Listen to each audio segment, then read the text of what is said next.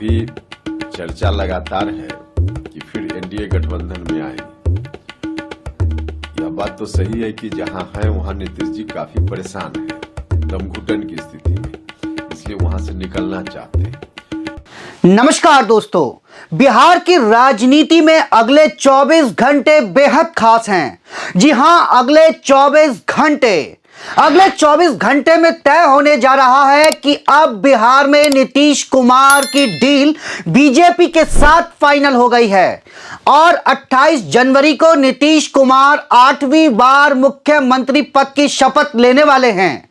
नीतीश कुमार ने जलेबियां बांट दी। अब नीतीश कुमार को तेजस्वी भी इग्नोर करने लगे हैं। नीतीश कुमार की एनडीए में वापसी की चर्चा के बीच बिहार बीजेपी अध्यक्ष सम्राट चौधरी गृह मंत्री अमित शाह से मिले। हालांकि इस मुलाकात के बाद सम्राट चौधरी बोले कि 2024 के चुनाव पर बैठक हुई। नीतीश कुमार को लेकर बीजेपी में ताबड़तोड़ बैठक शुरू हो गई है। इन्हीं सब चर्चाओं पर अगले 24 घंटे में विराम लग सकता है। हिंदुस्तान आवाम मोर्चा का नेतृत्व करने वाले पूर्व सीएम जीतन राम मांझी ने दावा किया कि बिहार में महागठबंधन सरकार बरकरार नहीं रहेगी। देखिए, इसके बारे में बहुत दिन पहले तो नहीं, हाल ही में हमने ऐसा कहा था कि 20 जनवरी के बाद 30, 31 तक, 25 तक कुछ न कुछ बिहार में परिवर्तन होगा। और उसका आधार यही था कि गत दिनों में नीतीश कुमार राजद के खिलाफ बहुत सारी बातों को कहने का उन्होंने काम किया है। अब सवाल है, क्या बिहार में पाला चेंज होने वाला है या फिर विधानसभा भंग होगी या कोई नया सरप्राइज है। हालांकि सूत्र यह भी बताते हैं कि लोकसभा चुनाव तक नीतीश कुमार ही मुख्यमंत्री रहेंगे और बीजेपी के सुशील मोदी फिर डिप्टी सीएम हो सकते हैं। आज 75वें गणतंत्र दिवस समारोह के दौरान तकरीबन 1.5 घंटे तक नीतीश कुमार और तेजस्वी यादव एक साथ रहे, मगर दोनों के बीच संवाद नहीं हुआ और जब तेजस्वी यादव अपने आवास पहुंचे तो मीडिया के बीच घेरे तेजस्वी यादव बिना कुछ बोले ही निकल गए। बिहार में जैसी स्थिति है और तेजस्वी यादव की चुप्पी ऐसे संकेत दे रही है कि बिहार में कभी भी सरकार गिर सकती है। राजद सांसद मनोज झा कह रहे हैं, तिल का ताड़ कैसे बनाया जा रहा है ये देख रहा हूं। इंसान के होते हुए इंसान का ये हश्र देखा नहीं जाता, लेकिन देख रहा हूं। देखिए, क्या कहूं, मैं तो यहीं रह करके देख रहा हूं कि तिल का ताड़ कैसे बनाया जा रहा है, ये भी देख रहा हूं। इंसान के होते हुए इंसान का ये हश्र देखा नहीं जाता, मगर देख रहा हूं। तो ये सारी चीजें चलती रहती है। मैं समझता हूं माननीय मुख्यमंत्री जी, उप मुख्यमंत्री जी की अब तक की जो बॉडी केमिस्ट्री है और जो कार्यशैली रही है, इतना गरिमामयी आचरण रहा है उप मुख्यमंत्री जी का, ये बिहार के जर्रे जर्रे में जाहिर है। ऐसा बताया जा रहा है कि जेडीयू और बीजेपी के बीच लोकसभा चुनाव में सीट शेयरिंग को लेकर भी बातचीत हुई है। इस पूरी स्थिति पर कांग्रेस भी बिहार पर अपनी नजरें बनाई हुई है और कांग्रेस आरजेडी से नाता भी नहीं तोड़ेगी। अगर नीतीश कुमार बीजेपी के साथ जाते हैं तो कुल मिलाकर ज्यादा वक्त नहीं है। अगर 28 जनवरी को नीतीश कुमार फिर से मुख्यमंत्री पद की शपथ लेने वाले हैं तो बहुत ज्यादा वक्त नहीं है। बिहार में 243 विधानसभा सीटें हैं।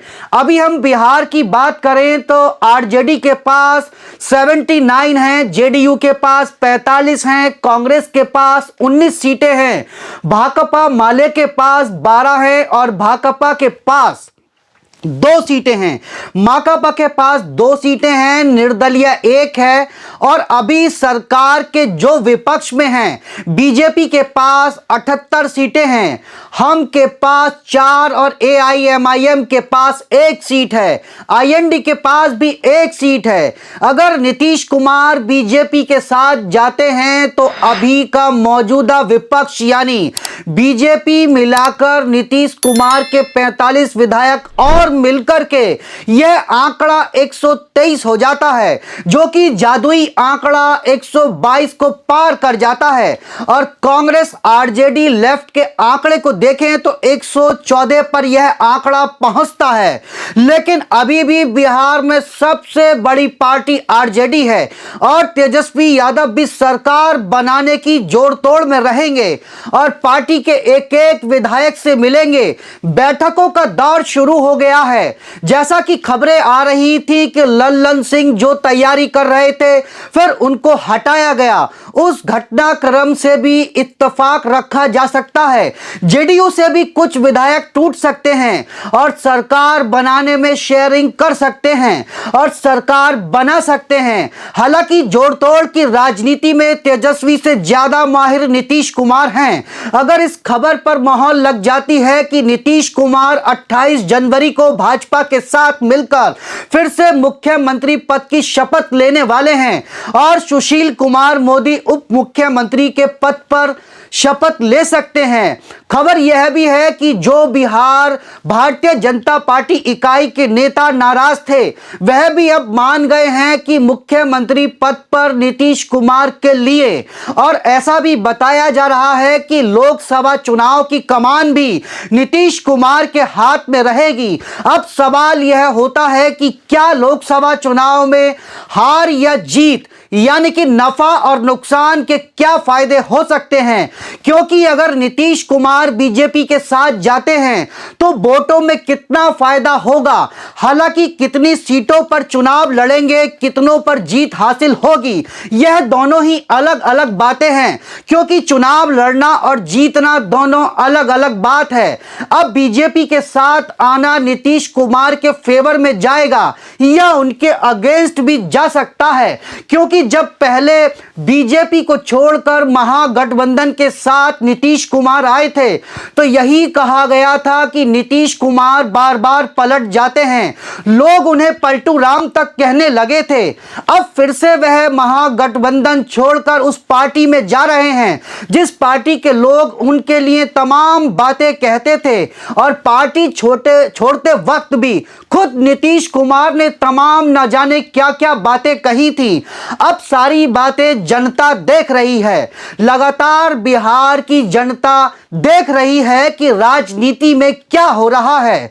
तो दोस्तों, अगले 24 घंटे में लगातार बिहार में महागठबंधन की सरकार बनी रहेगी या फिर महागठबंधन की सरकार टूटने जा रही है और फिर नीतीश कुमार एक बार भाजपा के साथ मुख्यमंत्री पद की शपथ लेने वाले हैं, और इसका असर आने वाले लोकसभा चुनाव में बिहार की राजनीति पर कैसा पड़ता है, यह सब देखना अभी बाकी है।